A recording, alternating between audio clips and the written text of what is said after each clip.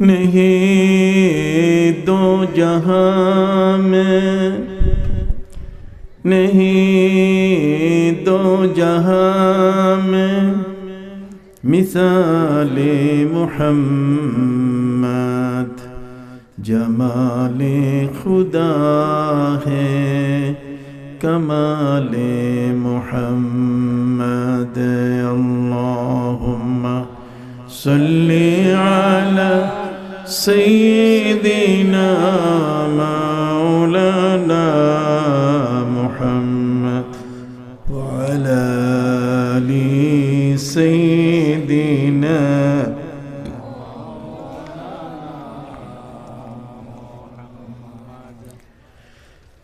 হস্তিদূর ইসলামী যুব সংঘ ও গ্রামবাসীর উদ্যোগে অত্র এলাকার মুর্দেগানের রুহ মাগফিরাত কামনায় সপ্তম বার্ষিক ওয়াজ মাহফিলের শ্রদ্ধাভাজন সভাপতি জনাব হযরত মাওলানা ফজলুর রহমান চৌধুরী, বিভাগীয় প্রধান আল কোরআন ইসলামী স্টাডিজ, সিলেট সরকারি আলিয়া মাদ্রাসা। আজকের প্রধান বক্তা ছিলেন হযরত মাওলানা রিজওয়ান আহমদ চৌধুরী ফুলতলি। বিশেষ অতিথি মাওলানা সরওয়ার জাহান এবং আমার পূর্ববর্তী বক্তা সিলেটের সুমধুর কণ্ঠে যিনি বক্তৃতা দেন হযরত মাওলানা আব্দুল আহাদ জিহাদি। আজকের ওয়াইজিনে একরাম সহ আমার ডানে বামে বসে আছেন এলাকার মুরব্বীজন। কষ্ট স্বীকার করে এই গভীর হাতে অপেক্ষমান আমার প্রাণ প্রিয় শ্রদ্ধাভাজন মুরব্বিয়ানে জাম, সমবয়সী ভাইরা, তরুণ ও যুবক বন্ধুরা, স্নেহের এবং আদরের কচিকাঁচা শিশুরা,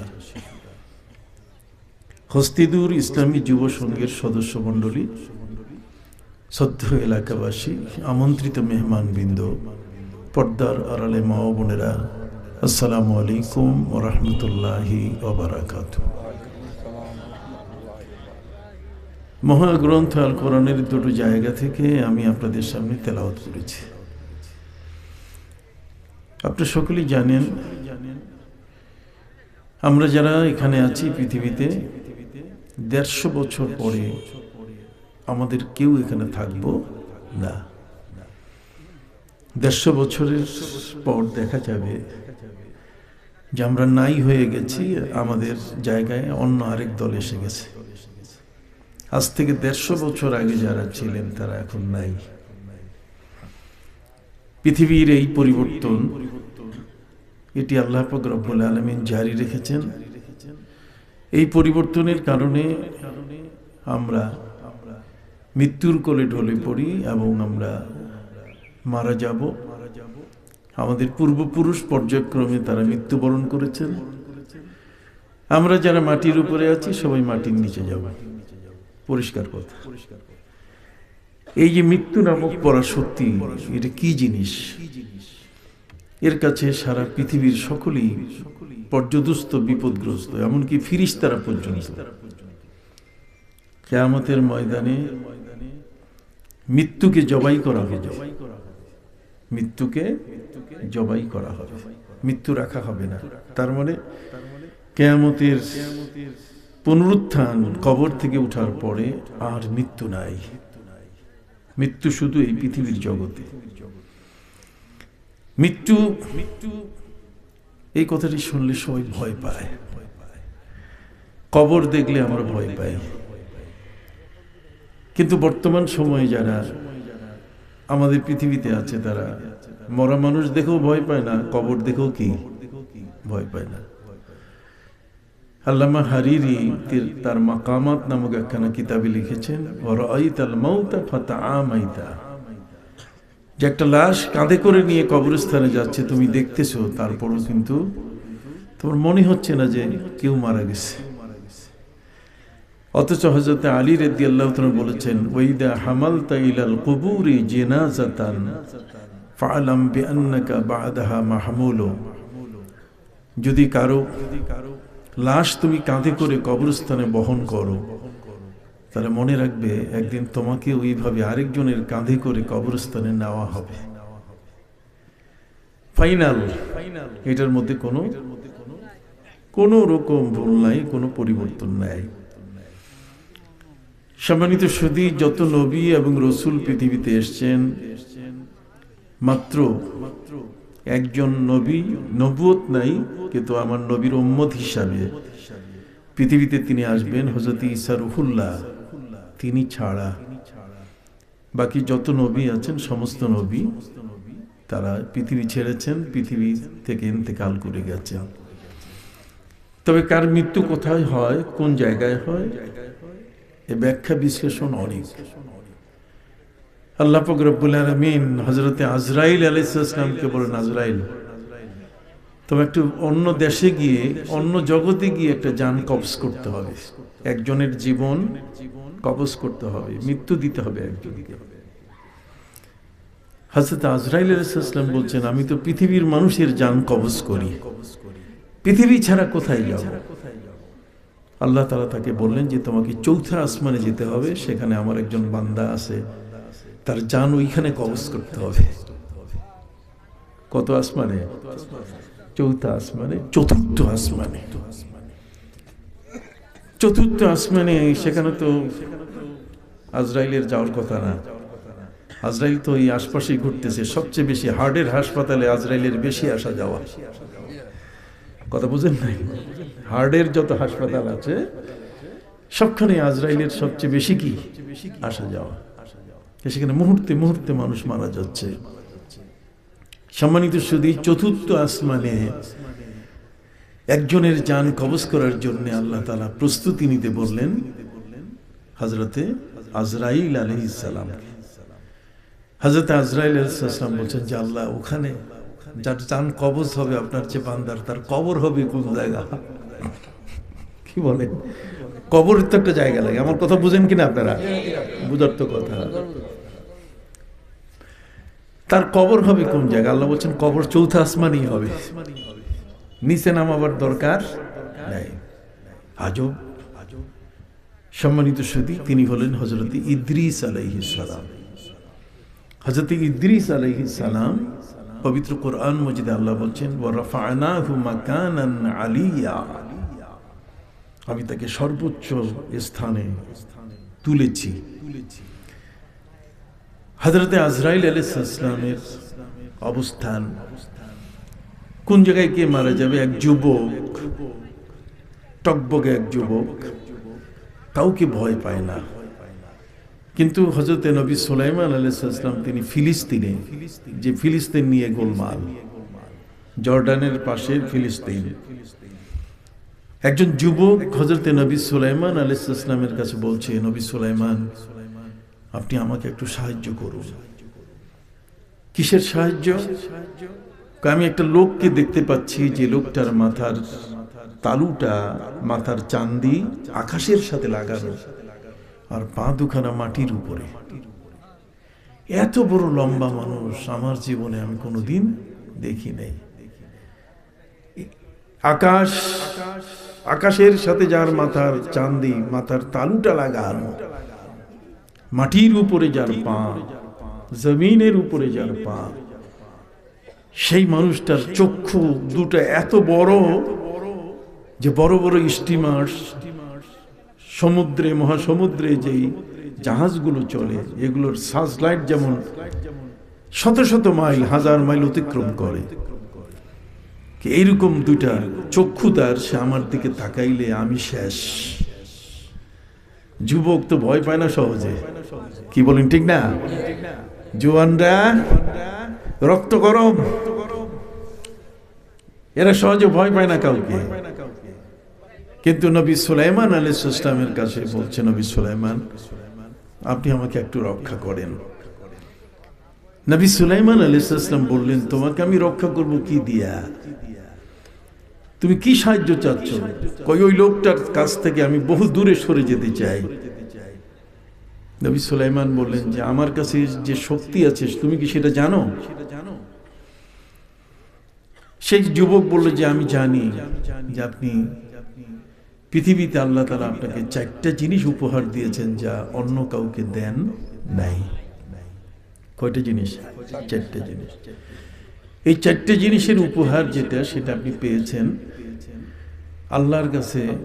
আপনি কিছু আর্ট করছেন, মানে এমন ভাবে নিজকে উপস্থাপন করছেন, আমি এটাকে অভিনয় বলবো না, কিন্তু এমন ভাবে আল্লাহর কাছে আপনি নিজেকে উপস্থিত করছেন যে আল্লাহ খুশি হয়ে আপনাকে চারটা জিনিস উপহার দিয়েছেন। আমার নবীজি সাল্লাল্লাহু আলাইহি ওয়াসাল্লামকে আল্লাহ তাআলা পাঁচটা জিনিস উপহার দিয়েছেন। কয়টা? একটা বেশি। উতিতু খামসান লাম ইউতাহুন্না ক্বাবলি। আমাকে পাঁচটা জিনিস দেওয়া হয়েছে যা আমার পূর্বে কাউকেই দেওয়া হয় নাই। আর নবী সুলাইমান আলাইহিস সালামকে আল্লাহ তাআলা দিয়েছেন কয়টা? চারটা। বুঝতে পারছেন? নবী সুলাইমান আলাইহিস সালাম এই চারটি জিনিস উপহার পাওয়ার পিছনে কারণ হলো যে আল্লাহ তাআলা এই সারা পৃথিবীটাকে শাসন করার জন্য চারজন ব্যক্তিকে আল্লাহ তাআলা মনোনীত করেছিলেন। চারজন ব্যক্তি পৃথিবীটাকে শাসন করছে। দুইজন কাফের আর দুইজন কি মুসলমান। কাফেরের মধ্যে একজন হলো নমরুদ, যাকে আল্লাহ তাআলা ল্যাংড়া মশা দিয়া ব্রেন ধলাই করে দিয়েছেন। কথা কন না, মাথার মগজ ধলাই করে দিয়েছেন কি দিয়া? ল্যাংড়া মশা দিয়ে। ওমা ইয়ালামু জুনুদা রাব্বিকা ইল্লা হু। আল্লাহর যে কত রকম বাহিনী আছে তার শেষ নাই। কি কন? কাউকে তো করুণা দিয়ে সোজা করেন, কাউকে ভূমিকম্প নাড়াচাড়া দিয়ে সোজা করেন, কি বলেন? কাউকে পায়ের মধ্যে ডান্ডা বেরি লাগাইয়া মাটি ফাটাইয়া জীবন্ত মাটিতে পুঁতে ফেলেন। ফাখাসাবনা বিহিল আরদা ফাখাসাবনা বিহি ওয়া বিদারিহিল আরদ। আল্লাহ বলেন আমি কারুনকে এবং তার পুরা সম্পদকে, তার বাড়িঘরকে একে জীবন্ত মাটিতে ডান্ডা বেরি লাগাইয়া এমন ভাবে ফেরেশতাদের বলছে যে শেকল লাগাও, রশি লাগাও, একে ছাড়া যাবে না। মাটির ভিতরকে জীবন্ত আল্লাহ তাআলা কবর দিয়েছেন। কাকে? কারুন। কারুনের সম্পদ ছিল বেশি, যার টাকা বেশি তার গর্ব বেশি, অহংকার বেশি। কথা বল। এই জন্যই আল্লাহ তাআলা বলছেন ওয়ালাউ বাসাতাল্লাহু লাহুমুর রিজকা লাবাগাউ ফিল আরদ। সবাইকে আমি বেশি টাকা পয়সা দেই না। বেশি টাকা পয়সা দিলেই সিনেমা হল বানাবে, বেশি টাকা পয়সা দিলে বউ পেট দেখাইয়া রাস্তায় বাইর হবে। কথা বল না। বেশি টাকা পয়সা হয়ে গেলে তখন দেখবেন ওই মেলা থেকে টিপ কিনে কপালে দিয়া পেট খালি করে রাস্তায় ঘুরবে। আছে কি না? সম্মানিত সুধী, আল্লাহ বলছেন ওয়ালাউ বাসাতাল্লাহু লাহুমুর রিজকা লাবাগাউ ফিল আরদ। যদি সম্পদ আমি বাড়াই দেই তাহলে সে আমার সাথে নাফরমানি করবে। এই জন্য আমি সম্পদ কমাই দিয়া মাঝে মধ্যে ওরে পরীক্ষা করি যে আল্লাহ কইয়া ডাক দিয়ে একবার। মাঝে মধ্যে কিছু বিপদেও ফালাই দেই। ওয়ালা নাবলুওয়ান্নাকুম বিশাইয়্যিম মিনাল খাউফি ওয়াল জু'i ওয়া নাকসিম মিনাল আমওয়ালি ওয়াল আনফুসি ওয়াস সামারাত ওয়া বাশশিরিস সাবিরিন। ধৈর্যের মহাপরীক্ষা। পরীক্ষার জন্য আল্লাহ তাআলা কখনো সন্তান কেড়ে নেন, কখনো সম্পদ কেড়ে নেন, কখনো অসুখ বেসুখ দেন, রোগ দেন। কতক্ষণ না এই ধরনের বিপদ আপদ দিয়ে আল্লাহ তাআলা তার বান্দাদেরকে পরীক্ষা করেন যে কতটুকু সে ইস্তিকামাত। ইন্নাল্লাযীনা ক্বালু রাব্বুনাল্লাহু সুম্মা ইসতাকামু। আমাকে রব বলে স্বীকার করেছে, আল্লাহ বলে স্বীকার করেছে, যে দুই একটা মাঝে মধ্যে দমকা হাওয়া দিব। কথা বুঝেন নাই? ওই যে প্লেনে মাঝে মধ্যে আমরা আসি সৌদি আরব থেকে, আমরা চিটাগাং যাই, সিলেট আসি, আকাশের মধ্যে মাঝখানে হঠাৎ করে প্লেনটা নাড়াচাড়া করে, সবাই আল্লাহ আল্লাহ। কি হয়ে গেল? এই যে আল্লাহটা মুখ দিয়ে আল্লাহ বার করাইলেন যে এতদিন তো বলো নাই, এখন ঠেলা খাইয়া বাইর করছো। কতক্ষণ না? এখন কি ঠেলা খাইয়া বাইর করছো? এই গুতানিটা না দিলে তোমার মুখ থেকে আওয়াজ বাইর হইতো না। আপনার কি মনে কিছু করতেছেন? আদ-দীন ওয়ান নাসিহা। ধর্মটা হলো উপদেশ, ধর্মটা হলো প্রচার। সম্মানিত সুধী, জগতের মধ্যে আল্লাহ তাআলা তিনি পরীক্ষা করবেন বলে দিয়েছেন। পরীক্ষা হবেই। কখনো আপনাকে সেরা কাপড় পরতে হবে, কতক্ষণ না, কখনো হাঁটু গেড়ে বসতে হবে, কখনো বিছানার চাদর আপনি কেনারও পয়সা থাকবে না, দেখি ওই সময় আপনি আল্লাহকে কতটুকু আপনি ঈমান রাখেন। কথা বুঝতে পারছেন? নবী করিম সাল্লাল্লাহু আলাইহি ওয়াসাল্লামের দরবারে ইটালির রোম থেকে 40 জন ক্যাথলিক খ্রিস্টান নবী মদিনায় নবীর দরবারে আসছে। তার একটা মেসেজ পেয়েছিল, ওই মেসেজটা ভাইরাল হয়ে গেছে। মেসেজ কি হয়েছে? ভাইরাল, বুঝেন তো?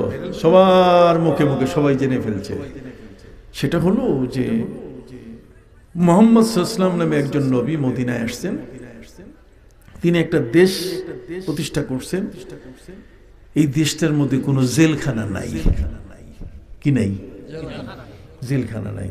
তার মানে কোনো ক্রিমিনাল নাই, কোনো হত্যাকারী, কোনো গুমকারী, কোনো চান্দাবাজ, কোনো ধান্দাবাজ, কথা নাই, কোনো রংবাজ, কিচ্ছু নাই। তার দেশের যারা নাগরিক তাদের সংখ্যা প্রায় 1,24,000। 1,24,000 নাগরিক বাস করছে, কিন্তু কোনো সময় ওরা লড়াই লড়াই লড়াই চাই, লড়াই করে বাঁচতে চাই, কথা বোঝেন না? এগুলো কোনো স্লোগান নাই। খুব সাদামাঠা জীবন, এবং এতই পরিপাটি জীবন যে জীবনের মধ্যে তাদের থাকার কারণে ইটালির রোম থেকে ডাক্তার এসেছিল, বিশাল নিয়ম সাইন দিয়ে একটা সে চিকিৎসার ব্যবস্থা করেছিল, একটা সেন্টার খুলেছিল। সে সেন্টার ডায়াগনস্টিক সেন্টার। ডায়াগনস্টিক সেন্টারে সাধারণত রোগ পরীক্ষা হয়, রক্ত নেয়, কি বলেন, ব্লাড নেয়, ইউরিন নেয়, স্টুল নেয়। ইংরেজিতে কইলাম, বাংলায় কইলে তো আবার কেমন কথা হয়ে যাবে, কথা বোঝেন নাই? উনি সাইনবোর্ড দিলেন, নিয়ন সাইন তিনি লিখে দিলেন, সকাল 8টা থেকে 1টা আর বিকাল 5টা থেকে রাত 8টা পর্যন্ত আমি রোগী দেখব, 50% অফ। তার মানে 100 টাকা ভিজিট হলে 50 টাকা দিলেই চলবে। সম্মানিত সুধী, বেচারা বড় আশা করে আসছে, যেখানে লোক বেশি সেখানে রোগ বেশি। এই জন্য ডাক্তাররা সবচেয়ে বেশি ঢাকায় থাকতে চায়, শহরে থাকতে চায়। শহরে লোক বেশি, রুগী বেশি, রোগ বেশি, রুগী বেশি, এই জন্য ডাক্তারের কামাইও কি বেশি। এই জন্য ডায়াগনস্টিক সেন্টারের অভাব নাই, হাসপাতালের কি অভাব নাই। সেই লোকটা ইটালির রোম থেকে নবীর দেশে আসছে, যে 1,24,000 লোক, নিশ্চয়ই এরা মারামারি করে। এদের ফ্যামিলির মধ্যে বউ আর স্বামীর মধ্যে মারামারি হইতে পারে, কি বলেন, ঠিক না?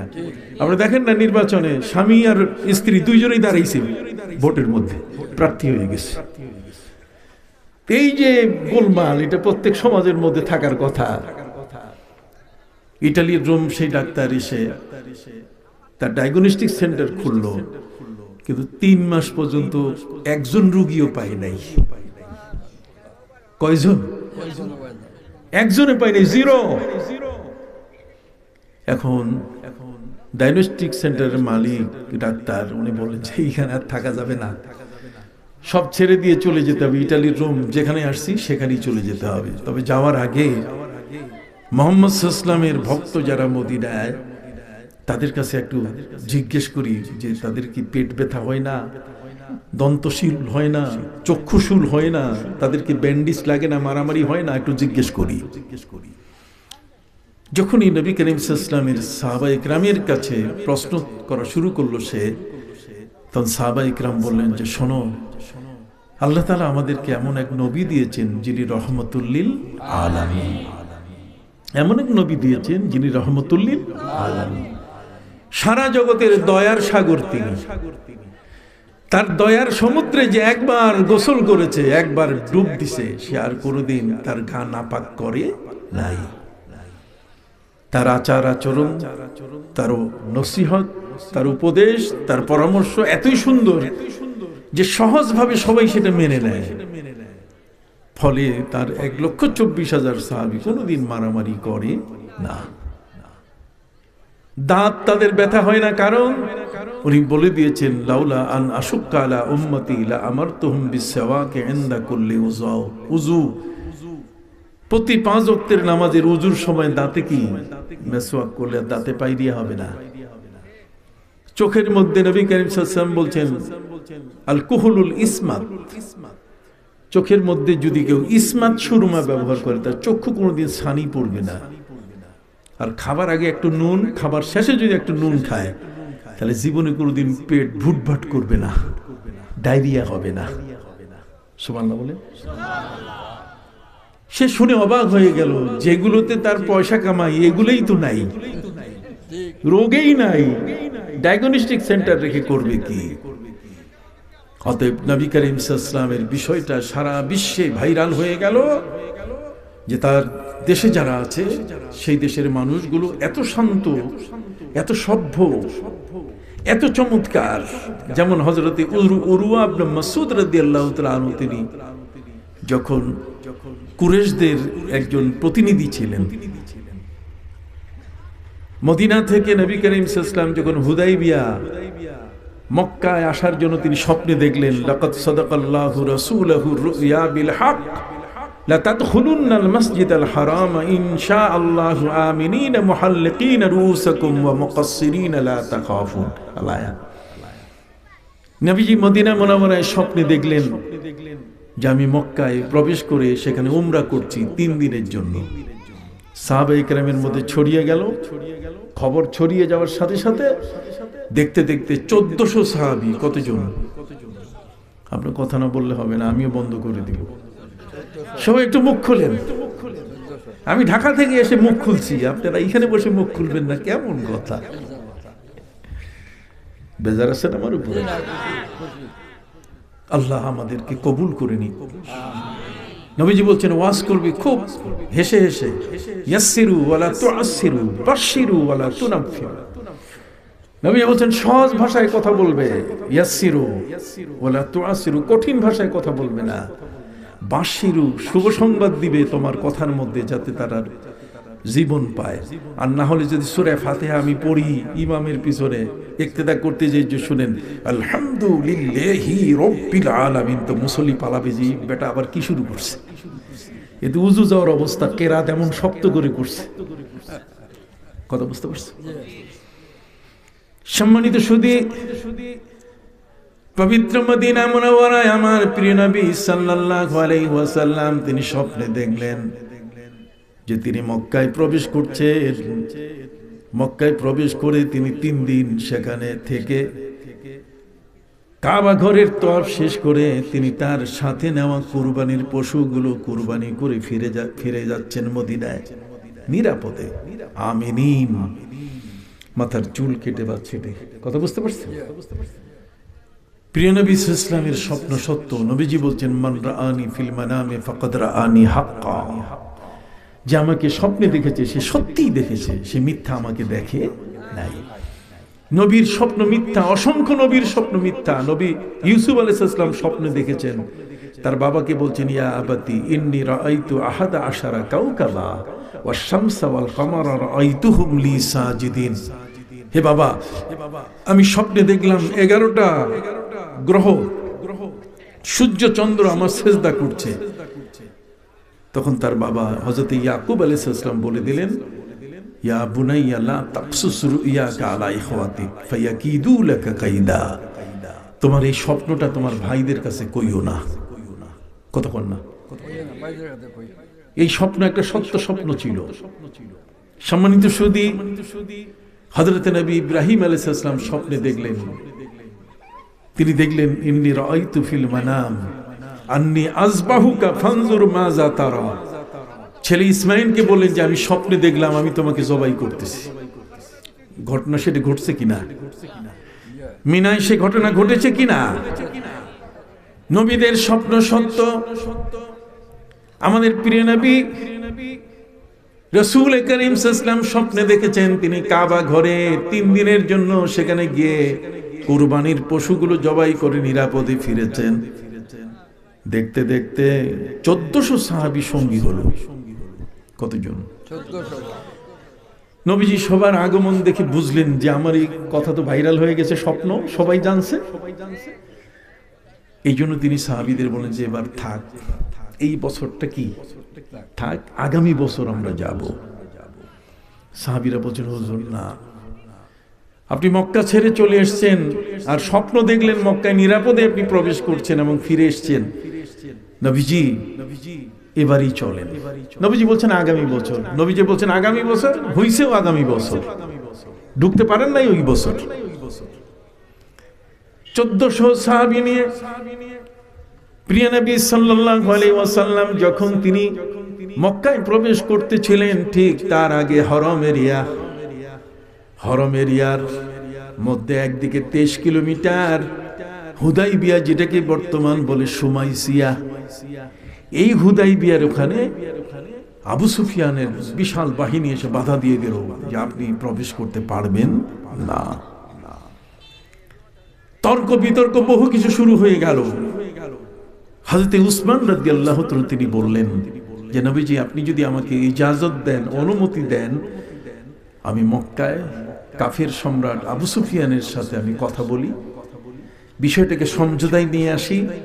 আমরা যে 3 দিনের জন্য এসেছি, আমাদের তরবারি সবগুলো খাপের ভিতরে আমরা হাতে নেই নাই, অতএব আমরা মক্কায় প্রবেশ করে আমরা 3 দিন থেকে উমরা পালন করে কুরবানি করে চলে যাব। নবীজি বলছেন যাও, বুঝাইতে পারলে বুঝাও। কি ভালো বুঝ আছে কিনা?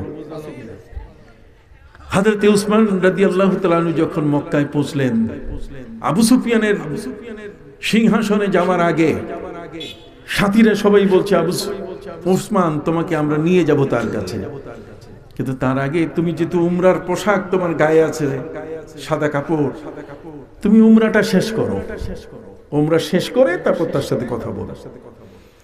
হযরত উসমান রাদিয়াল্লাহু তাআলা তিনি বললেন শোনো, আমি নবীর কাছে বায়াত নিয়েছি, নবীর হাতে হাত দিয়েছি, নবীর সাথে উমরা করব, নবীকে বাদ দিয়ে আমি উমরা করি কেমনে?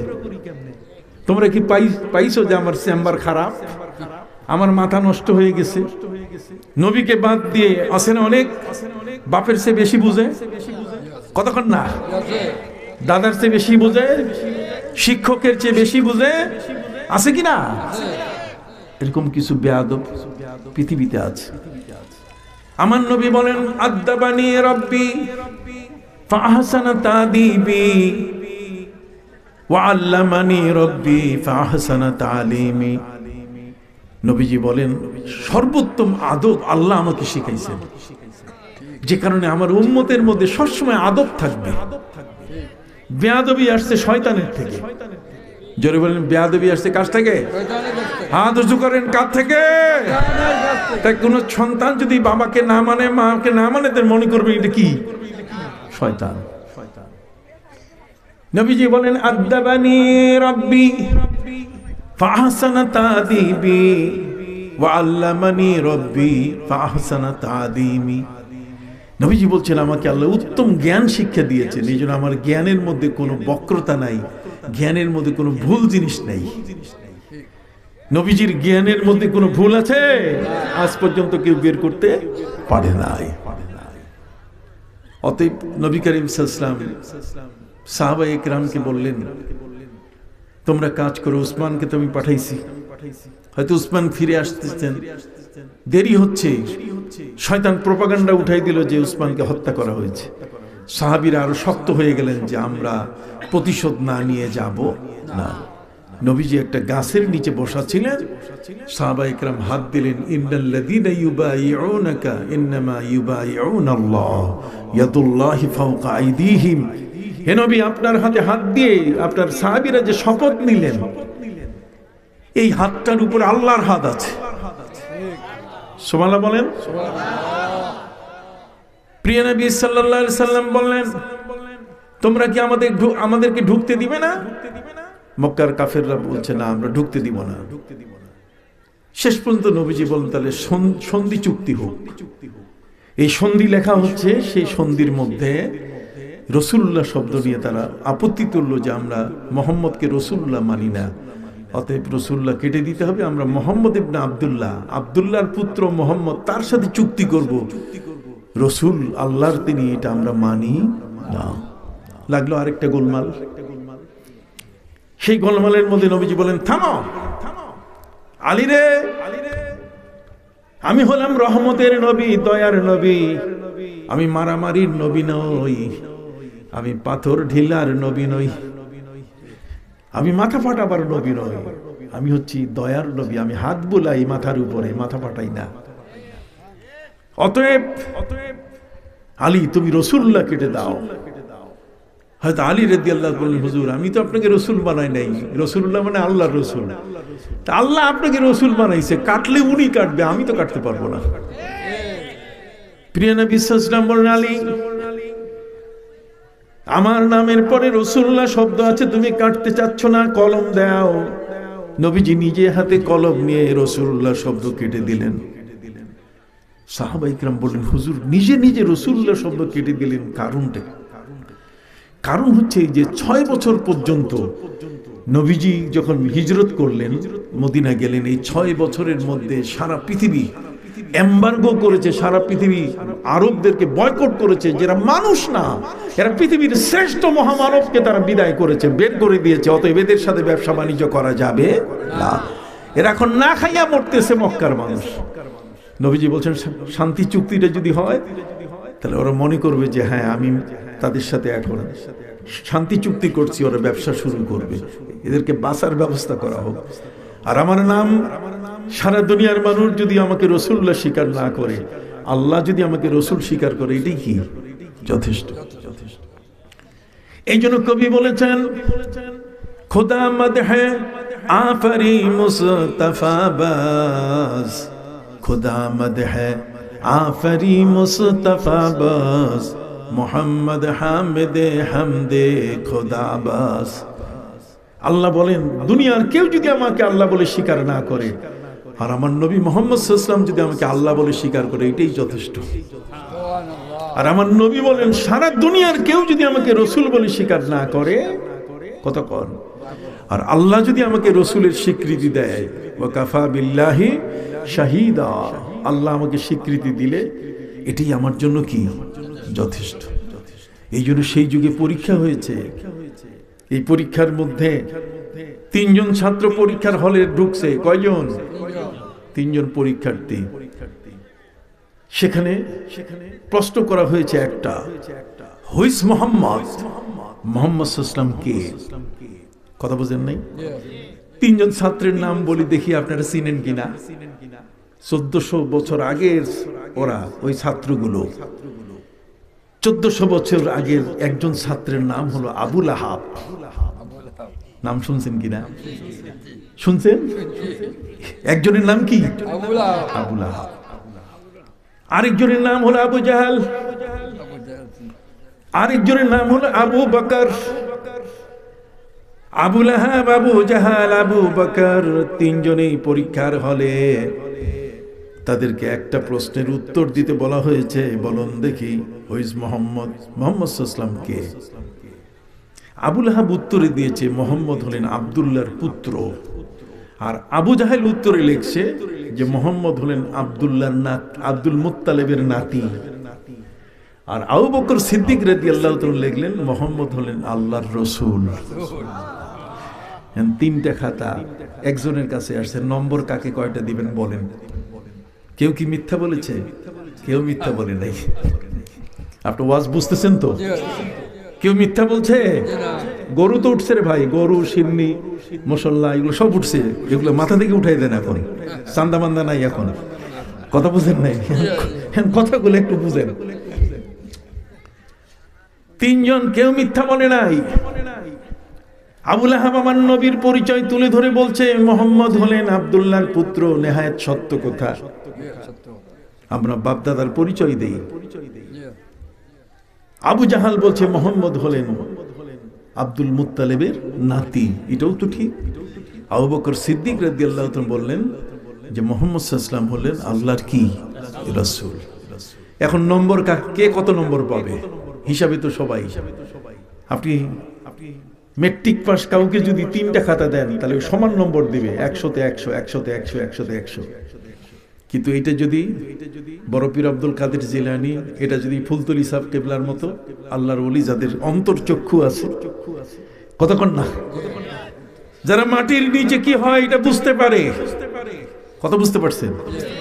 এরকম অন্তর্চক্ষের মানুষগুলোকে যদি দেওয়া হয়। যেমন আল্লামা সাহেব কেবলা ফুলতুলি রহমতুল্লাহ আলাইহির কাছে এক লোক আসছে যে সাহেব আমার দাখিল পাস মেট্রিক পাসের সার্টিফিকেটটা হারাই গেছে, আপনি দেন। তিনি বলছেন আমি কি তোমার রেজিস্টার্ড বিল্ডিং নাকি, আমি কি তোমার বোর্ড, আমি কি তোমার পরীক্ষা নিছি, আমি কি তোমার সনদ লেখি? আমি তো তোমার সনদ লেখি না, অতএব আমি তোমাকে কিভাবে দিব? কিন্তু কিছু পাগল তো এমন আছে, এগুলো মস্তান কয়, জোর করে ধরছে সাহেব আপনাকে দিতে হবে। আমি কিভাবে পাবো? তুমি বলে দিছেন যাও, তুমি 3 দিন ইসবগুলের ভুসি খাবা, 3 দিন কিনে আনবা। ইসবগুলের ভুসি আছে না, ওই যে রাত্রে খায় পেট পুট যদি কষা টসা হয়, বুঝতে পারছেন? একদিন কিনে নিয়ে আসবা, ওইটা ওই দিনেই খাবা, পরের দিন আরেকটা আনবো, ওই দিনে খাবা, তৃতীয় দিন আরেকটা খাবা, তারপরে আমার সাথে দেখা করো। প্রথম দিন বাজার থেকে ইসবগুলের ভুসি কিনে নিয়ে আসছে, তো দোকানদার একটা ঠোঙ্গার মধ্যে দিয়ে দিছে, এনে সে পানিতে ভিজাই খাইছে। কিসের কি? এতে কি মেট্রিকের সার্টিফিকেট পাওয়া যায়? অসম্ভব। মেট্রিকের সার্টিফিকেট ইসবগুলের ভুসির মধ্যে আছে নাকি? দ্বিতীয় দিনে ভাবেই আবার বাজার থেকে নতুন করে ইসবগুলের ভুসি কিনে পানিতে ভিজাই রেখে পরদিন সকালবেলায় খেয়ে নিয়েছে, কোনো খবর নাই। তৃতীয় দিন মন খারাপ হয়ে গেছে যে হুজুর আমাকে সবক দিলেন, এমন সবক এইটার সাথে ওইটার মিল কোথাও নাই। পরের দিন দোকানে গেছে, যাওয়ার পরে বলছে ভাই ইসবগুলের ভুসি দাও। ইসবগুলের ভুসি যে ঠোঙ্গার মধ্যে দিছে, ওই ঠোঙ্গাটার মধ্যে নিয়ে এসে বাসায় খুলে দেখে ওইটাই তার মেট্রিকের সার্টিফিকেট। ওটা কে জানি বিক্রি করছে। সুবহানাল্লাহ বলেন। ওলিদের চক্ষু যে কত গভীর, এটা যে কত তীক্ষ্ণ। হযরত উমর রাদিয়াল্লাহু তাআলা আনহু তিনি নবীর মসজিদের মেম্বারে দাঁড়াইয়া 500 মাইল দূরে তার সৈন্যরা বিপদে পড়ছে দেখা শুরু করছে। আমি দেখি না 20 মাইলও, কত কন্যা আমি দেখি না কি 20 মাইলে, তাও কত বিভ্রাট, আকাশে পাখি উড়ে আসতেছে, আমি মনে করছি প্লেন আসতেছে, কত কন্যা। হাদিস শরীফের মধ্যে এসেছে, আমার প্রিয় নবী সাল্লাল্লাহু আলাইহি ওয়াসাল্লাম তিনি বলে দিয়েছেন, ইত্তাকু মিন ফিরাসাতিল মুমিন ফাইন্নাহু ইয়ানজুরু বিনুরিল্লাহ। আল্লাহর ওলিদের ভয় করবে, ঠিক আছে? আল্লাহর ওলিদের ভয় করবে, ওলিদের সাথে খারাপ ব্যবহার করো না। মাজার ভাঙতেছো, এই করতেছো, সেই করতেছো, খবরদার এগুলোতে যাইও না, এগুলো কাজ না।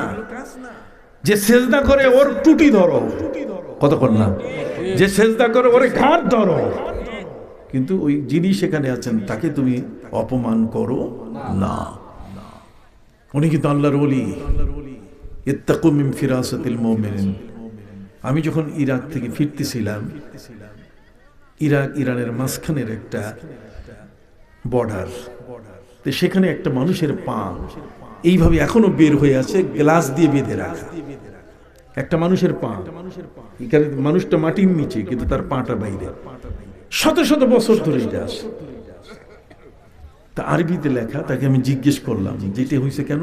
ঘটনা লেখা হচ্ছে যে একজন ওলি, তার সাথে এক শাগরেদ ছিল। শাগরেদ কি বুঝেন কি বলে? ছাত্র। তো আমাদের ছাত্র আমরা কই, কিন্তু আগে কেউ ছাত্র কইতো না। না না, ছাত্র কইতো না, কেতলি কইতো, কেতলি। পীর সাহেবের সাথে যারা থাকে তারা কি কেতলি। কেতলি বুঝেন? কেতলি হলো খোলা পানিতে উজু করলে যদি গায়ের উজু ফোঁটা যদি পড়ে তাহলে পানিটা নাপাক হয়ে যেতে পারে। আল্লাহর ওলিরা এই জন্য কেতলি ব্যবহার করে। কেতলি মুখ ঢাকা, উজু করলে ঢাললে পানির ভিতরে আর পড়ে না। এই জন্য ওই পীর সাহেবের সাথে সাথে যে থাকে সে কি নিয়ে যায়? কেতলি নিয়ে যায়। এই জন্য নাম হয়ে গেছে কি কেতলি। কথা বোঝেন? রিক্সাওয়ালা ডাকে না, কয় রিক্সা থাম, রিক্সাওয়ালাই রিক্সা হয়ে গেছে। এরকম আরবিতে বহু শব্দ আছে, আদাল, আদালত, বহু শব্দ আছে। সম্মানিত সুধী, সাগরে কেতলি তার পীর সাহেবকে বলছে যে হুজুর, আমি শুনছি যে এই জায়গায় আল্লাহর একজন অলি শোয়া আছে, একটু জিয়ারত করে যাই। উনি বলছেন যে এখানে কেউ নাই, চলো। যখন এই কথা বলছে তখন উনি মাটি থেকে পা বাইর করে দিয়েছে যে আমি আসি। সুবহানাল্লাহ বলেন। পৃথিবীর মধ্যে এই ধরনের অসংখ্য ঘটনা, যেগুলো আপনি অন্য বই কিতাবেও সহজে পাবেন না। এগুলো পৃথিবী, কুল সিরু ফিল আরদ ফানজুরু কাইফা কানা আকিবাতুল মুকাজ্জিবিন। আল্লাহ বলেন বিশ্ব ভ্রমণ করো, বিশ্ব ভ্রমণ করলে তুমি দেখতে পাবে যে আমার কত নিদর্শন পড়ে আছে, আমাকে চেনার জন্য কত নিদর্শন পড়ে আছে। এই জন্য আল্লামা ইকবাল বলেছেন, শজর মে হাজার মে তেরে রঙ্গ বু হ্যায়, শজর মে হাজার মে তেরে রঙ্গ বু হ্যায়, जिधर देखता हूँ तू ही और तू है। পাথরের দিকে তাকালেও দেখি তুমি সেখানে, গাছের পাতাগুলোর দিকে তাকালেও সেখানে কি তুমি আল্লাহ। এই যে বাঁশ পাতা, আম পাতা সব সবুজ, কিন্তু কোন সবুজের সাথে আরেকটা সবুজের কি নাই, মিল নাই। শজর মে হজর মে তেরে রঙ্গ বু হ্যায়, जिधर देखता हूँ तू ही और तू है। আমি যেদিকে তাকাই সেখানে কি তুমি, তুমি আল্লাহ। সুবহানাল্লাহি ওয়া বিহামদিহি। অতএব আল্লাহর ওলিদের চক্ষু বড় মারাত্মক। উনি টের পেয়ে গেছেন যে এই ঠোঙ্গা, তার মেট্রিকের সার্টিফিকেটটা ঠোঙ্গা হয়ে গেছে, কারণ কাগজ বিক্রি করে দিছে। আর কাগজ ঠোঙ্গাওয়ালার কাছে বিক্রি করলে ও কি ওইটা দিয়ে পরীক্ষা দিবে? ও কি চাকরি নিবে? ও তো ঠোঙ্গা বানাবে, ওর কামই হচ্ছে ঠোঙ্গা বানানো। কথা বুঝতে পারছে? বন্ধুদের খেদমতে আরজ করতেছিলাম, প্রিয় নবী সাল্লাল্লাহু আলাইহি সাল্লামের সাহাবায়ে কেরাম ছিলেন এত আদবের, এমন আদবের যে তারা কিন্তু বুঝতে পারতেন আমার নবী সাল্লাল্লাহু আলাইহি সাল্লামের দৃষ্টি ছিল এমনই যে তিনি সাহাবায়ে কেরামকে এত আদব শিখাইছেন। হযরত উরওয়া ইবনে মাসউদ রাদিয়াল্লাহু তাআলা তিনি বলছেন যে আমি কুরাইশদের, মক্কার কাফেরদের পক্ষ নিয়ে সন্ধিনামা লেখা শুরু করছি। কথা বুঝতে পারছেন? এই সন্ধিনামা লিখছেন হযরত আলী। এক পর্যায়ে এসে সন্ধিনামা লেখা হলো যে এবারে মুসলমানরা ফিরে যাবে, এবার নবীজি ফিরে যাবেন। পরের বছর তিনি উমরাতুল কাজা, উমরাটা কাজা আদায় করবেন। নামাজ কাজা হয় না, উমরাটা উনি কাজা আদায় করবেন। এরকম 10টা শর্তের উপরে শান্তি চুক্তি হয়ে গেল। প্রিয় নবী সাল্লাল্লাহু আলাইহি ওয়াসাল্লাম দেখলেন যে আমি মক্কায় আসলাম, কিন্তু ওরা ঢুকতে দিল না। মানে কেমনি কি করি? উনি তখন জায়নামাজ বিছাই দিলেন। অর্ধেক জায়নামাজ কাবা ঘরের হরমের ভিতরে, আর অর্ধেক জায়নামাজ হরমের বাইরে। নবীজি নামাজ পড়তে গিয়ে দাঁড়ালেন হরমের বাইরে, হিল হরমের বাইরে, যেমন মসজিদে আয়েশা, এটার ভিতরে হরম, এর বাইরে হিল বলে, যেখানে অমুসলিমরা থাকতে পারে, কিন্তু হরমের মধ্যে অমুসলিম ঢুকতে পারবে না। নবী করিম সাল্লাল্লাহু আলাইহি ওয়াসাল্লাম এমন ভাবে জায়নামাজ বিছাই দিলেন যে জায়নামাজে দাঁড়ালেন কি হিলে, আর সেজদা করতেছেন কি হরমে। মানে দুধের স্বাদ ঘোলে মিটানো। প্রিয় নবী সাল্লাল্লাহু আলাইহি ওয়াসাল্লামের সাথে সন্ধি চুক্তি হয়ে গেল, সবাই যার যার মতো চলে গেলেন। হযরত উরওয়া ইবনে মাসউদ তিনি পরবর্তী মুসলমান হয়ে তিনি বললেন, তার জীবনের ঘটনা বললেন যে এই শান্তি চুক্তিটা যে হলো সন্ধিনামা, এই সন্ধিনামার মধ্যে আমি রাসূল সাল্লাল্লাহু আলাইহি ওয়াসাল্লামের সাহাবীদেরকে দেখেছি, ওয়ালাকাদ ওয়াফাততু আলাল মুলুকি ওয়া ওয়াফাততু আলা কাইসার ওয়া কিসরা ওয়ান নাজ্জাশি মা রাআইতু আহাদান ইউআজ্জিমুহু আসহাবু ইল্লা আসহাবু মুহাম্মাদিন ইউআজ্জিমুহু মুহাম্মাদান। সুবহানাল্লাহ বলেন। সুবহানাল্লাহ। উরওয়া ইবনে মাসউদ রাদিয়াল্লাহু তাআলা বলেন, প্রিয় নবী সাল্লাল্লাহু আলাইহি সাল্লামের সেই সন্ধির সময়, হুদাইবিয়ার যখন সন্ধি হচ্ছিল, তখন তার সাথীরা তাকে এমন সম্মান করেছে, আমার জীবনে আমি বহু রাষ্ট্রপ্রধানের পিএস ছিলাম, বহু রাষ্ট্রপ্রধানের দরবারে আমি ছিলাম, এমনকি আমি রোমান সম্রাট কায়সার, কিসরা পারস্য সম্রাট, নাজ্জাশী ইথিওপিয়ার সম্রাট, এদের দরবারে আমি গিয়েছি, কিন্তু আমি তাদের সঙ্গী সাথীরা আমার নবী সাল্লাল্লাহু আলাইহি ওয়াসাল্লামকে তার সাহাবীরা যেভাবে সম্মান করে, তাদের সঙ্গী সাথীরা, তাদের পাশের লোকরা কোনোদিন তাদেরকে এত বেশি সম্মান করতে দেখি নাই। আপনি সুবহানাল্লাহ কই বললেন না? আসেন সুবহানাল্লাহ বাইর করি, একটু সামনে বাইর করবো, আপনাদের মুখ থেকে বাইর হয়ে যাবে। হযরতে উরওয়া ইবনে মাসউদ রাদিয়াল্লাহু তাআলা আনহু তিনি বলেন, ইজা ইয়াতানাখামা নাখামাতান ইল্লা ওয়াকা আলা রাজুলিন মিনহুম আলা কাফি রাজুলিন মিনহুম দালাকা বিহি ওয়াজহাহু ওয়া বাদনা। নবীজির সাহাবীদের, নবীজির প্রতি এত সম্মান শ্রদ্ধা ছিল আমার নবীর প্রতি। নবী যখন নাক ঝাঁটতেন, কথা করেন কি নাক দিয়ে কি বাইর হয়? হিং বাইর হয় না? কি বাইর হয়? ইজা ইয়াতানাখামা, সুবহানাল্লাহ বলেন, ইজা ইয়াতানাখামা নাখামাতান ইল্লা ওয়াকা আলা কাফিম মিনহুম। নবীজি যখন নাক ঝাড়তেন, নাকের হিংটা এটা মাটিতে পড়তো না, এটা সাহাবীদের কারো না কারো হাতে তারা পড়তো। দালাকা বিহি ওয়াজহা ওয়া দালাকা বাদানা জাসাদা, তারা এটা দিয়ে মুখ মুছতেন, মুখ ডলতেন তারা গায়ের মধ্যে। এই দেখেন, আমি দেখাই, এটা আমার মধ্যে লোশন আছে, এটা লাগাইলে এটা মুখে লাগাই, এটা ডলা দিতে হয়। কি দিতে হয়? ডলা দিতে হয়। প্রিয় নবী সাল্লাল্লাহু আলাইহি ওয়াসাল্লামের নাক থেকে হিং মাটিতে পড়তো না। সাহাবায়ে কেরাম কারো না কারো হাতে কারাকারি করে তারা নিতেন এবং সেটা মুখে তারা মলতেন, গায়ের মধ্যে তারা এইভাবে মালিশ করতেন। সুবহানাল্লাহ বাইর করছি, কতক্ষণ সুবহানাল্লাহ কি বাইরিছে না? পড়েন সুবহানাল্লাহি ওয়া বিহামদিহি, সুবহানাল্লাহিল আযীম। ওই যে কালিমাতানে খাফিফাতানে আলাল লিসান সাকিলাতানে আলাল মিজান, কি বলেন ঠিক না? আল্লাহু আকবার, আরো জোরে আল্লাহু আকবার। বন্ধুরা আমার, প্রিয় নবী সাল্লাল্লাহু আলাইহি ওয়াসাল্লামের সাহাবীদের নবীর প্রতি শ্রদ্ধা মহব্বত কেমন ছিল? হযরতে উরওয়া ইবনে মাসউদ আস-সাকাফি রাদিয়াল্লাহু তাআলা আনহু হুদাইবিয়ায় ঘটনা দেখে তিনি বলছেন কি, ওয়াইজা কানা আলা উযুইম কাদু ইয়াক্তাতিলুনা আলা উযুই। নবী করিম সাল্লাল্লাহু আলাইহি ওয়াসাল্লাম যখন উযু করতেন, এই উযু করতে গিয়ে উযুর পানিটা যেন মাটিতে না পড়ে, এই জন্য সাহাবায়ে কেরাম দস্তুর মতো যুদ্ধ হয়ে যেত সবার মধ্যে। সুবহানাল্লাহ আসতে হইল। তাহলে সাহাবীদের ভালোবাসা ছিল কত বড়।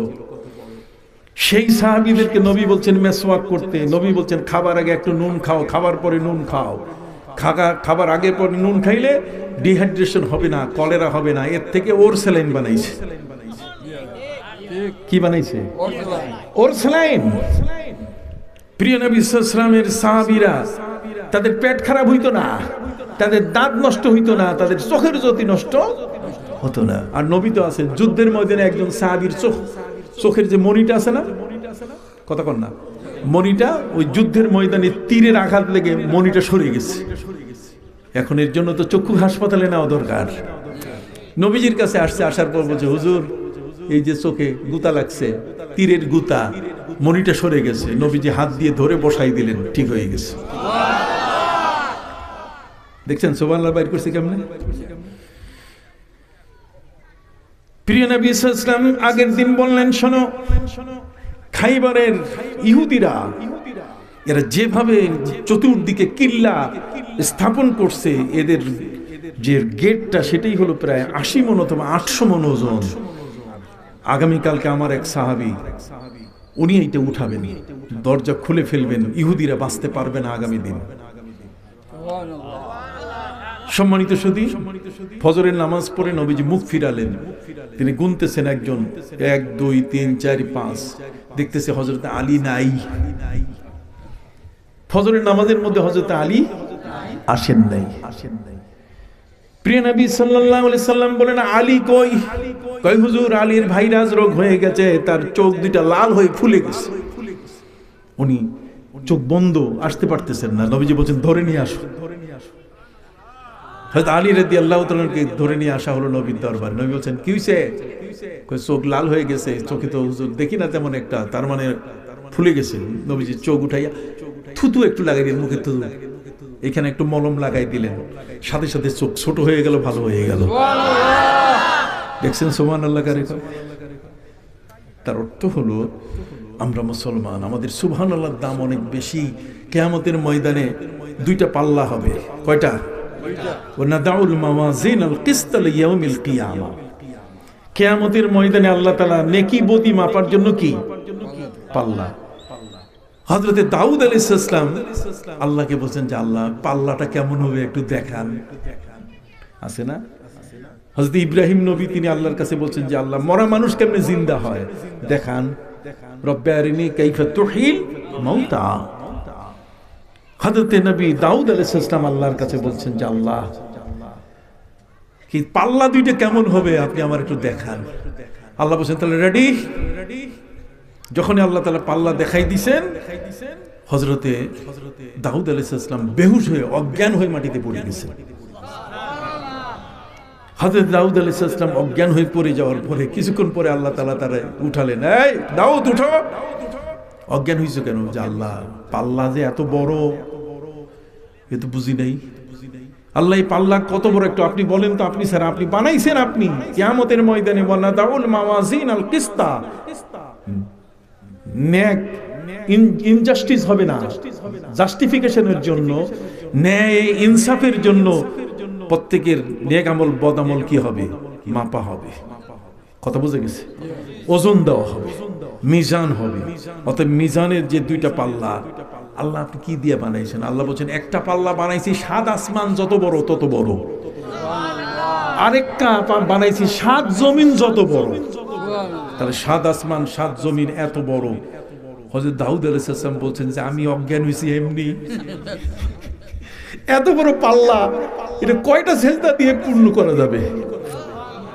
পৃথিবীর কোন সেজদা, পৃথিবীর এমন কোন আমল নাই যেটা এটা এত বড় পাল্লা ভর্তি করা যায়। এই জন্য আমি বেশি অজ্ঞান হয়ে গেছি। আল্লাহ এত বড় পাল্লা জীবনে দেখি নাই। আল্লাহ তাআলা বলে দিলেন, শোনো দাউদ, তোমার মধ্যে পৃথিবীতে আমার কোন বান্দা যদি একটা খেজুর কোন একটা গরিব মানুষের মুখে দিয়ে দেয়, সুবহানাল্লাহ বলেন, অথবা কোন একটা লাশ দাফন করতে গিয়ে যদি মিনহা খালাকনাকুম ওয়া ফিহা নুঈদুকুম ওয়া মিনহা নুখরিজুকুম তারাতান উখরা, তিনবারে তিনটা দোয়া পড়ে মাটি দেই, তাই না? আল্লাহ তাআলা তাকে বলেন দাউদ আলাইহিস সালাম, এক মুষ্টি মাটি কবরের মুর্দারের উপরে যখন কোন ব্যক্তি এক মুষ্টি মাটি দিবে, তাহলে ওই এক মুষ্টি মাটিটা অথবা একটা খেজুর যদি আল্লাহ রাস্তায় কি করে দান করে, তাহলে ওই খেজুরটা দিয়ে আমি পাল্লা ভর্তি করে দিব সওয়াব দিয়ে। সুবহানাল্লাহি ওয়াল হামদুলিল্লাহি তামলাআনি আও তামলাউ মা বাইনাস সামাওয়াতি ওয়াল আরদ। সুবহানাল্লাহ আলহামদুলিল্লাহ বলে আসমান জমিন সওয়াবে ভর্তি হয়ে যায়। এখন তো আমাদের দেশে দুই একটা পাগল ছাগল আছে না, কলব থাকে কোন জায়গা? কলব থাকে এই যে হাড়, কলব থাকে বাম দুধের 2 আঙ্গুল নিচে। ওই মৌলবী কলব কইছে কপালে, ওই কপালে চলে গেছে কলব, হাড়ের জিনিস কপালে নিয়ে গেছে। এই পাগল ছাগল এখন এই চেয়ারগুলোতে বসে বক্তব্য দেয়, আমরা অবাক হয়ে যাই। হাড় নিয়ে গেছে হাঁটুর নিচে। সম্মানিত সুধী, প্রিয় নবী সাল্লাল্লাহু আলাইহি ওয়াসাল্লাম তিনি হলেন এত বড় মহান এক রাসূল, তার সাহাবীদের আদব কায়দা ছিল এমন। প্রিয় নবী সাল্লাল্লাহু আলাইহি ওয়াসাল্লামের এই আদব কায়দার উপরে হযরতে উরওয়া ইবনে মাসউদ আস-সাকাফি তিনি মুসলমান হয়েছেন। যে সাহাবীদের আদব এত বড়, বসলে পরে চুপ করে থাকতো, মাথা নড়াইতো না। পাখি ভুল করে মনে করতে এটাকে পিলার, মাঝখানে বসে আবার উড়াল দিয়ে যাইতো, মনে করতে একটা পিলারের উপরে বসছি। আর আমরা হলে নামাজে তো এরকম ওইরকম, টুপি পাশে, হাত এই পাশে, জামার হাতা কাঁসাই আবার সারে, আছে না? ওয়াইজা কামু ইলাস সালাতি কামু কুসালা, যখন নামাজে দাঁড়ায় তখন মনে হয় ঘোড়ার মতো লাফাইতেছে। স্থির থাকতে হবে। ও কুমু লিল্লাহি কানিতিন আই সাকিতিন, খুব সংক্ষেপে সংক্ষেপে বলে যাচ্ছি। ভাইরা আমার, নবীর দরবারে ইটালির ডাক্তার এসে পালাই গেছে, মনে আছে কিনা? রুগী নাই, ঠিক আছে, 3 মাস একজন রুগীও নাই। তার মানে আমার নবী এই মহাবিশ্বের চিকিৎসক হয়ে তিনি আগমন করেছেন। নবীজির কাছে সাহাবী এসে বলছে যে হুজুর, জিহাদের ময়দানে যাব, শহীদ হব, শহীদরা মরে না। নবী করিম সাল্লাল্লাহু আলাইহি ওয়াসাল্লাম বললেন তুমি তোমার বাড়িতে জিহাদ করো। সাহাবী বললেন হুজুর, বাড়িতে জিহাদ করব কি? কয় তোমার মা বাবার খেদমত করো। দেখেন, সাহাবী বলছেন যুদ্ধে যাবে, আমরা পাইলে তো তার যুদ্ধের পোশাক পরাইয়া সাথে একটা অস্ত্র দিয়ে বলতাম যাও, কিন্তু নবী করিম সাল্লাল্লাহু আলাইহি ওয়াসাল্লাম তিনি বলেন নাই জিহাদের ময়দানে নয়, তুমি যাও কোথায়? তোমার বাড়িতে যাও, তোমার মা বাবার খেদমত করো। নবী দেখতে পেয়েছেন এই লোকটা তার মা বাবার খেদমত করে না, খালি জিহাদ নিয়ে ব্যস্ত। অথচ ওর স্ত্রীরও খবর নেয় না, বাচ্চা কাচ্চার খবর নেয় না, নিজের মা বাবার খবর নেয় না। আছে না এরকম? অনেক ইসলাম বুঝে, কথা বুঝতে পারছেন? সম্মানিত সুধী, আমার নবীজি এমন দৃষ্টি শক্তি সম্পন্ন ছিলেন, পরিণামদর্শী এমন এক নবী। মহিলারা এসে বলছে হুজুর জিহাদে যাব। মহিলারা দেখেন না বাইর হয়, জিহাদে যাব। নবী করিম সাল্লাল্লাহু আলাইহি ওয়াসাল্লাম বলছেন হজ করো, তোমার হজই জিহাদ, ওইখানে যাওয়া লাগবে না। সুবহানাল্লাহ, জোরে কর না কেন? যা হোক, অনেক লম্বা কথা আমি রেখে এসেছি হযরত নবী সুলাইমানের। কতক্ষণ? আল্লাহু আকবার ওয়ালিল্লাহিল হামদ।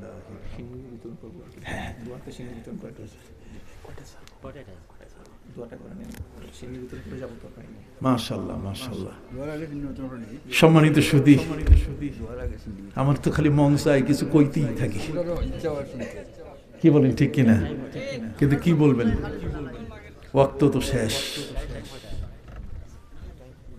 ভাইরা আমার, নবীজির দরবারে 40 জন ক্যাথলিক, কয়জন?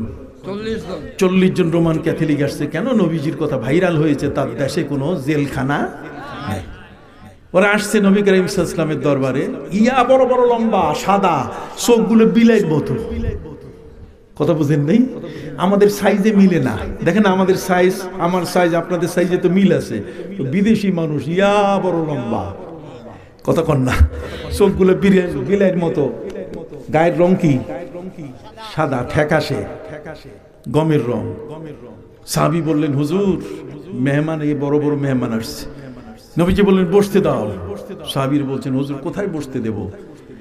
আমরা যদি আপনাকে বসতে দিতে, তাদেরকে বসাই, তার খেজুরের গাছের ছায়ার নিচে ঘাসের উপরে বসাইতে হবে। নবী করিম সাল্লাল্লাহু আলাইহি ওয়াসাল্লাম বললেন না, মেহমান, আর একটু ভালো জায়গা দেখো। সাহাবা ইকরাম বললেন হুজুর পাহাড়ের পাশে যে ছায়া আছে সেখানে। নবী করিম সাল্লাল্লাহু আলাইহি ওয়াসাল্লাম বলেন না, বেলালকে ডাক দাও। হযরত বেলাল দৌড়ে আসলেন। নবীজি বলেন আমার মসজিদের চাবি কার হাতে? হযরত বেলাল বলেন আমার হাতে। নবীজি বলছেন এই খ্রিস্টান ক্যাথলিকদের আমার মসজিদে বসতে দাও। জীবনে কোনোদিন কোনো হিন্দু আমাদেরকে মন্দিরে বসতে দিবে না, পিরাতে বসলে 7 বার পানি দিয়ে দিবে, কথা কয় না? আপনি যদি যেতে চান ইহুদিদের তাদের ইয়েতে ধর্মালয়ে, আমরা মসজিদ বলি আর ওরা বলে সিনাগগ, এই সিনাগগে আপনাকে ঢুকতে দিবে না, গির্জায় আপনাকে ঢুকতে দিবে না, ওখানে গেলেই অপবিত্র হয়ে যাবে। সেই নবী সাল্লাল্লাহু আলাইহি ওয়াসাল্লাম তিনি প্রশ্নের সম্মুখীন হয়েছেন। সাহাবা ইকরাম বলছেন হুজুর বসতে দিব, জায়গা কোথায়? আপনার স্ত্রী হযরতে আম্মাজান খাদিজাতুল কুবরা রাদিয়াল্লাহু তাআলা তিনি ছিলেন এমন যে উনি প্রশ্নের সম্মুখীন হয়েছেন যে আপনি এমন একজনকে বিয়ে করলেন যার কিছু নাই। উনি বলছেন আমি এমন একজনকে বিয়ে করছি তার সব আছে, সেই নবী মুহাম্মদুর রাসূলুল্লাহ সাল্লাল্লাহু আলাইহি ওয়াসাল্লাম। সম্মানিত সুধী, এই জন্য সংক্ষিপ্ত বলে গেলাম। আমাদের ঘরে আমাদের ছেলে মেয়ে আছে, প্রত্যেকের আদব দরকার। এখন সবচেয়ে বড় বেশি বেয়াদব হয়ে গেছে ঘরের বউ, স্বামীরে মানে না, কথা কন না, তোমারে আমি মানি না, তোমার ঘর করি না। কবি বলছেন আসবে ও ভাই 2 দিন পরে, পুরুষ যাবে রান্না ঘরে। আসবে ও ভাই 2 দিন পরে, পুরুষ যাবে রান্না ঘরে। মেয়ে চলবে এই বাজারে, করবে কোট কাচারি, আখিরি জমানা বলিতে মানা, বলতে গেলে ধৈরা মারে রে। কইতে গেলে একেবারে নারী নির্যাতন কেস দিয়া লাল ঘরে ঢুকায় রাখবে। মা বোনদের ইসলাম ইজ্জত দিয়েছে, তাদের সম্মান রানীর আসরে বসাইছে, তাদের পায়ের নিচে মা হিসাবে বেহেশত। আমরা তাদেরকে সম্মান করব, কিন্তু পাশাপাশি তাদেরও উচিত স্বামীদের খেদমত করা। নবীজি বলছেন, পৃথিবীতে যদি কাউকে সেজদা করার হুকুম দেওয়া হতো, লা আমারতুল মারআতা আন তাসজুদা লিজাওজিহা, তারা যেন তার নিজের স্বামীকে সেজদা করে। অতএব আসুন, আজকের এই সুন্দর মাহফিলটি যুবকরা করেছে, এলাকাবাসী করেছে মুর্দে গানের মাগফিরাতের উদ্দেশ্যে। আগে একবার নবীজিকে দাঁড়িয়ে সালাম দে ইয়া নবী,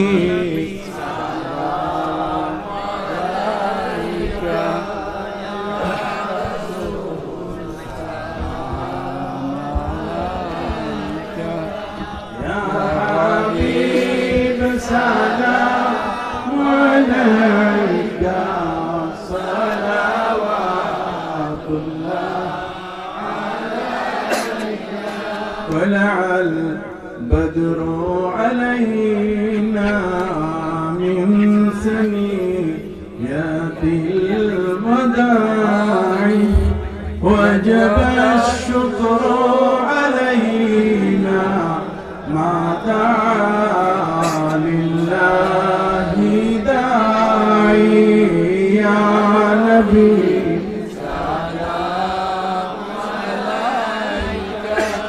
يا رسول سلام عليك يا حبيب سلام عليك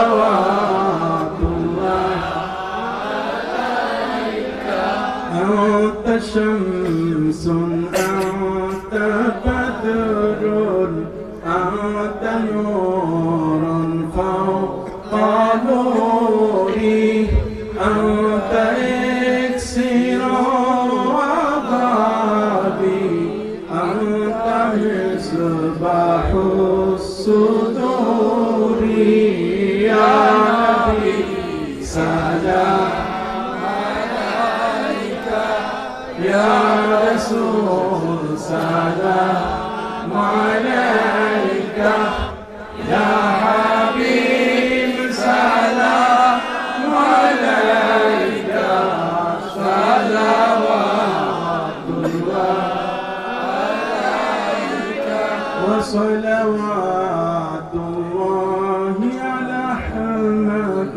إذا تحاج في السطور أحمد الهادي محمد صاحب الوجه المنير يا نبي سلام عليك يا رسول سلام عليك يا حبيب سلام عليك صلوات الله عليك يا رب صل وسلم دائما أبدا على نبيك خير الخلق كلهم بجاي رب میرے درود و سلام بجائے رب میرے درود و سلام برگزیدہ نبی پر اپنی مدام بلغ العلا بکمالہ کشف الدجا بجمالہ حسنت جميع خصاله صلوا عليه وآله বন্টন শুরু করে দেন বন্টন শুরু করে দেন بلغ العلا بكماله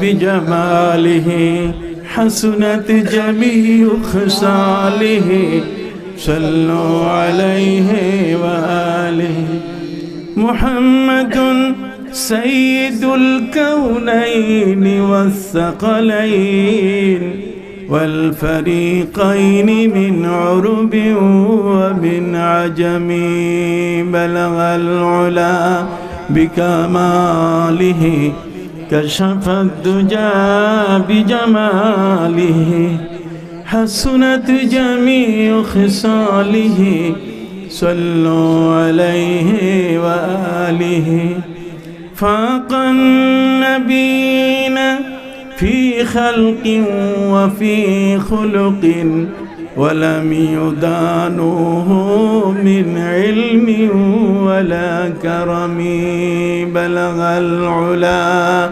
بكماله كشف الدجى بجماله حسنت جميع خصاله صلوا عليه وآله সকলেই বলি আলহামদুলিল্লাহ।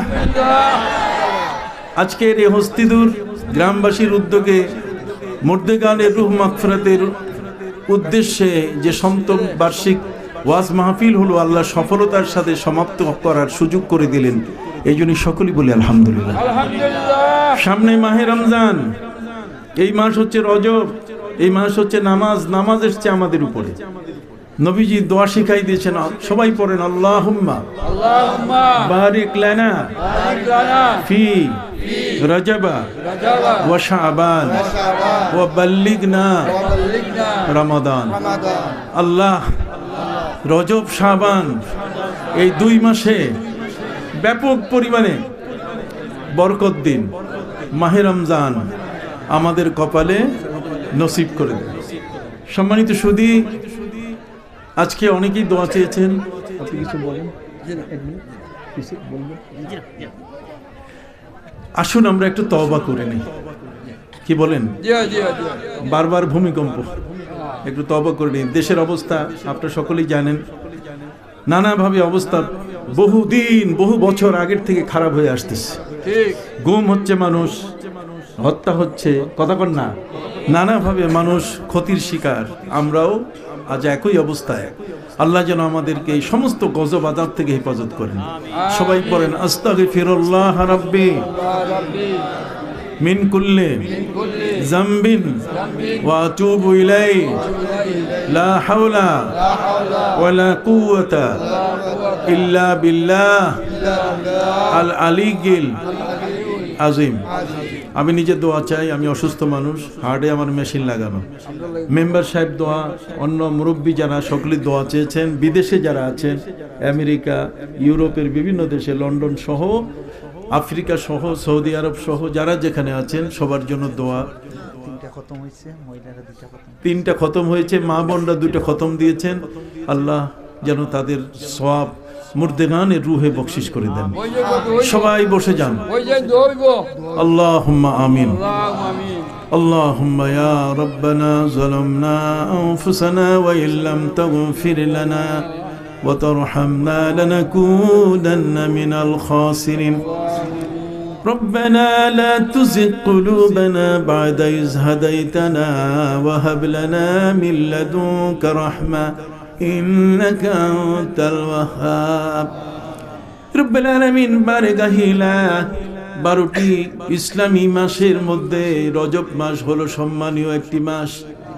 4টি সম্মানীয় মাসের মধ্যে রজবুল মুরাজ্জাব, রজব মাসের আজকে হস্তিদুর গ্রামবাসী, হস্তিদুর এলাকার যুব সংঘ সবাই মিলে আয় আল্লাহ স্বতঃস্ফূর্তভাবে তাদের 7ম বার্ষিক মাহফিলের ব্যবস্থা করেছেন। রব্বুল আলামিন এই মাহফিলটা আগামী বছর যেন হতে পারে, এর জন্য কেউ শামিয়ানা, কেউ তাবারুকের টাকা পয়সা, রব্বুল আলামিন মাইক সহ, পোস্টার সহ নানাভাবে অর্থ দেওয়ার স্বীকৃতি দিয়েছেন। রব্বুল আলামিন আল্লাহ এই মাহফিলটি যে কবুল হয়েছে, মানুষের এই দান অনুদানে তা প্রমাণিত হচ্ছে। রব্বুল আলামিন 360 জন ওলি যেই জমিনে শুয়ে আছেন, যেই মাটিতে শুয়ে আছেন, সেই মাটিতে প্রতিদিন যারা গড়াগড়ি দেয়, ওই মাটিতে রাত্র যারা যাপন করে, সেই মানুষগুলোকে নিয়ে আপনার শাহী দরবারে হাত পেতেছে। প্রতিটি মুহূর্তে সিলেটের জমিনে বাবা শাহজালাল ইয়েমেনি সেখানে শুয়ে আছেন, শাহপরান টিলাগড়ে শুয়ে আছেন, শাহ কামাল মৌলভীবাজার যাওয়ার পথে তিনি শুয়ে আছেন, শাহ মুস্তফা সহ, রব্বুল আলামিন হযরত সাইলানী রাহমাতুল্লাহ আলাইহি সহ আইবারে গাহিলা অসংখ্য গণিত ওলির দেশ বাংলাদেশ, বাবা শাহজালাল ইয়েমেনি, শাহ মাকদুম, শাহ আলী, শাহ পরান, শাহ আমানত, শাহ ফতিহুল্লাহ, শাহ গরিবুল্লাহ, শাহ আলী বাগদাদি, শাহ শরফুদ্দিন চিশতি, বেহেশতি, খানজান আলী, রব্বুল আলামিন আল্লামা ইয়াকুব বদরপুরি রহমাতুল্লাহি আলাইহি, আয় আল্লাহ ফুলতুলি দরবারে শুয়ে আছেন রব্বুল আলামিন এই যুগের মুজাদ্দিদ হযরত ফুলতুলি রহমাতুল্লাহি আলাইহি, আল্লাহ ফুরফুরা সরসিনা দরবারে শাহ সুফি নিসারউদ্দিন আবু জাফর মোহাম্মদ সালেহ ওই জমিনে শুয়ে আছেন বাহরে শরিয়ত হযরত মাওলানা শাহ মুহিবুল্লাহ সহ, আয় আল্লাহ ফুরফুরা সরসিনা জনপুরি সোনাকান্দা, আয় আল্লাহ যত ধরনের ওলিদের দরবার রব্বুল আলামিন, যত ওলিয়া উলিয়া বাংলার জমিন সহ तमाम পৃথিবীতে আসমানের নিচে জমিনের বুকে শুয়ে আছেন, আল্লাহ সকলের রূহের হাদিয়া বকশিশ করে দেন। আল্লাহ সকলের উসিলায় আজকের মাহফিলটি কবুল করে নেন। দেশে যারা আছেন তারাও টাকা পয়সা দিয়েছেন, মা বোনেরা তারাও দুবার খতমে কোরআন করেছেন, আর সাধারণভাবে আরেকবার খতমে কোরআন হয়েছে। আয় আল্লাহ পাক তারা স্বতঃস্ফূর্তভাবে মাহফিলের জন্য দান অনুদান দিয়ে শরীক হয়েছেন। বিদেশের মাটিতে যারা যেখানে আছেন আল্লাহ তাদের দানগুলো আপনি কবুল ও মঞ্জুর করুন রব্বুল আলামিন। পাশে দুজন মুরব্বী আর সামনে অসংখ্য মানুষ বসে আছেন রব্বুল আলামিন। এলাকার মানুষগুলো প্রতিটি বছর যেন তাদের মুর্দে গানের জন্য আয়োজন করে দোয়া করতে পারে, আল্লাহ সেই ব্যবস্থা আপনি করে দেন রব্বুল আলামিন। তাবারুক বিতরণ হয়েছে আল্লাহ, এই তাবারুক দিয়ে প্রত্যেকেই যেন রোগ থেকে মুক্তি লাভ করতে পারে ব্যবস্থা করুন। বারেগাহিলা শুরু থেকে এ পর্যন্ত যারা এই আয়োজন করেছেন, প্যান্ডেল সাজিয়েছেন, পোস্টার সহ মাইকিং করেছেন, আল্লাহ যুবকরা বড় কষ্ট করে করে এই মাহফিলের ইন্তজাম করলেন মুরব্বীদের সামনে রেখে রব্বুল আলামিন। আয় আল্লাহ শুরু থেকে নিয়ে যত হামদ নাদ হয়েছে, যতবার তেলাওয়াত হয়েছে, তাসবিহ তাহলিল, আল্লাহ যতজনে ওয়াজ নসিহত করেছেন, আল্লাহ মেহেরবানি করে তামামের হাদিয়াগুলো সোনার মদিনায় নবীজি রওজা মুবারকায় বকশিশ করে দেন। বারেগাহিলা মিলাদুল কিয়াম দুরুদ সালাম এর হাদিয়াগুলো নবীজির কদম মোবারকে বকশিশ করে দেন। মদিনা মুনাওয়ারায় নবীজির সঙ্গী হযরত আবু বকর সিদ্দিক ওমর ফারুক রাদিয়াল্লাহু তাআলা আনহু পাশে শুয়ে আছেন আনহুমা। আয় আল্লাহ পাশেই জান্নাতুল বাকিতে 10,000 সাহাবায়ে কিরামের মাজার, লক্ষ লক্ষ সেখানে মুর্দে গান কবরে শায়িত আছেন। মক্কা আল মুকাররমায় সেখানে নবীজির সাহাবী হযরত আব্দুল্লাহ ইবনে উমর সহ মা খাদিজাতুল কুবরা জান্নাতুল বাকিতে আর যারা যারা শায়িত রব্বুল আলামিন। तमाम পৃথিবীতে যেখানে যত নবী রাসূল গাউস কুতুব ওলিয়া উলিয়া শায়িত আছেন আল্লাহ সকলের রূহের হাদিয়াগুলো বকশিশ করে দেন রব্বুল আলামিন। খাস করে আপনার শাহী দরবারে ফরিয়াদ, জানা নাই কার মা কবরে কার বাবা কবরে, আল্লাহ এখানে যারা আমরা বসে আছি আমাদের মধ্যে আমরা এমনও ব্যক্তি বসে আছি যে নিজেই কবরে নেমে বাপের লাশ মাটিতে শোয়াই দিয়েছি। আল্লাহ আমরা মানুষ আমরা আছি যে মায়ের লাশ কবরে নেমে মায়ের লাশ মাটিতে শোয়াই দিয়েছি। আল্লাহ মা বোনরা পর্যন্ত আমাদের দোয়া শরীক হয়েছেন। আয় আল্লাহ খাতমে কোরআনের হাদিয়াগুলো নবীজির রওজা সহ সাহাবায়ে কিরাম तमाम পৃথিবীতে সকল মুসলমান দিনদার ইমানদার মুর্দেগান, আল্লাহ খাস করে এলাকার যত মুর্দেগান যারা যেখানে যে কবরস্থানে শায়িত আল্লাহ সকলের রূহের হাদিয়া বকশিশ করে দেন। রব্বিরহামহুমা কামা রাব্বায়ানি সগীরা, রব্বিরহামহুমা কামা রাব্বায়ানি সগীরা। আল্লাহ মা বাবার জীবনের গুনাহগুলো মাফ করে দেন, বিনা হিসেবে মা বাবাকে জান্নাতুল ফিরদাউস নসিব করে দেন। দাদা দাদি নানা নানি শ্বশুর শাশুড়ি আত্মীয় স্বজন পাড়া প্রতিবেশী যারা কবরে আল্লাহ তাদেরকে আপনি মাফ করে দেন রব্বুল আলামিন। আপনার শাহী দরবারে ফরিয়াদ, আয় আল্লাহ 3 বারের প্রধানমন্ত্রী বেগম খালেদা জিয়া আল্লাহ তার রূহের হাদিয়া বকশিশ করে দেন। আল্লাহ এছাড়াও আরো যারা যারা স্থানে কবরবাসী, জনাব সাইফুর রহমান অর্থমন্ত্রী ছিলেন, আরো অর্থমন্ত্রী, আয় আল্লাহ যারা যেখানে আছেন সবাই রূহের হাদিয়া বকশিশ করে দেন। আল্লাহ সিলেটের জমিন সহ পুরা বাংলার জমিনে আয় আল্লাহ পাক যত মুর্দেগান মুসলমান ইমানদার সকলের রূহের হাদিয়া বকশিশ করে দেন। রব্বুল আলামিন আমরা গুনাহগার, আমাদেরকে আপনি মাফ করে দেন। আল্লাহ ভূমিকম্প দিয়ে আমাদেরকে মাইরেন না, আল্লাহ করোনার মতো কঠিন রোগ দিয়ে আমাদেরকে মাইরেন না, আল্লাহ আমাদের গুনাহগুলো মাফ করে দেন। রব্বুল আলামিন আপনার ওলিরা শুয়ে আছেন, আল্লাহ তাদের উসিলায় আমাদেরকে আপনি ক্ষমা করে দেন। আল্লাহ সবার রিজিক বাড়াই দেন, আল্লাহ সবার ঘরে শান্তি দান করুন। যার ঘরে অভাব আছে অভাব দূর করে দেন। যার ছেলে মেয়ে আয় আল্লাহ লেখাপড়া করছে তাদেরকে বড় মাপের জ্ঞানী বানাই দেন। রব্বুল আলামিন যারা বিদেশে যেতে চায় তাদের পথ খোলা করে দেন। আর বিদেশে যারা আছে তাদেরকে সুস্থ রাখুন, বেশি বেশি আয় উপার্জনের তৌফিক দিন। রব্বুল আলামিন যারা এখনো লিগ্যাল হয় নাই বিদেশে, আল্লাহ তাদেরকে লিগ্যালিটি আপনি দান করুন। মিম্বার সাহেব সহ সভাপতি মহোদয়, দুই মুরব্বী, আয় আল্লাহ পাক লন্ডন থেকে গজনবী সাহেবরা আমার কাছে দোয়া চেয়েছেন। আল্লাহ এলাকাবাসী প্রত্যেকের মনের দোয়াগুলো আপনি কবুল করে নেন। আল্লাহ মা বোনদের মা খাদিজা মা আয়েশা বানায় দেন, তাদেরকে রাবিয়া বসরি বানায় দেন। আল্লাহ প্রত্যেককে নামাজি বানায় দেন। সামনে মাহে রমজান ফেব্রুয়ারিতে শুরু হচ্ছে, আল্লাহ মাহে রমজান প্রত্যেকেই যেন রোজাদার হতে পারে, কবুল করে নেন। আয় আল্লাহ পাক এই রজব মাস নামাজ এই মাসে এসছে, নবীজি মেরাজ হয়েছে, আল্লাহ আমরা যেন কেউ বেনামাজি না থাকি। আল্লাহ আমাদেরকে আপনি নামাজি বানাই দেন, রোজাদার বানাই দেন, মা বোনদের পর্দা নশিনা বানাই দেন, হালাল রুজি বানাই দেন। এখানে যারা আছে আমার ইউটিউবার ভাইরা, আল্লাহ ওদেরও আপনি নেক হায়াত দান করুন, ওরা এই ভালো জিনিসগুলো যেন প্রচার করতে পারে। এলাকায় শান্তি দান করুন, নির্বাচনকে কেন্দ্র করে যেন কোনো অশান্তি সৃষ্টি না হয়। আল্লাহ আল্লাহ যাদের শাসন যাদের ক্ষমতা ইসলামের কোনো ক্ষতি হবে না, আল্লাহ তাদেরকে দেশের রাষ্ট্রের দায়িত্ব আপনি দান করুন। আল্লাহ তারা যেন এ দেশ পরিচালনা করে। রব্বুল আলামিন আপনার দরবারে ফরিয়াদ, আল্লাহ কবরের প্রস্তুতি না হওয়া পর্যন্ত আমাদের কাউকে ডাক দিয়েন না।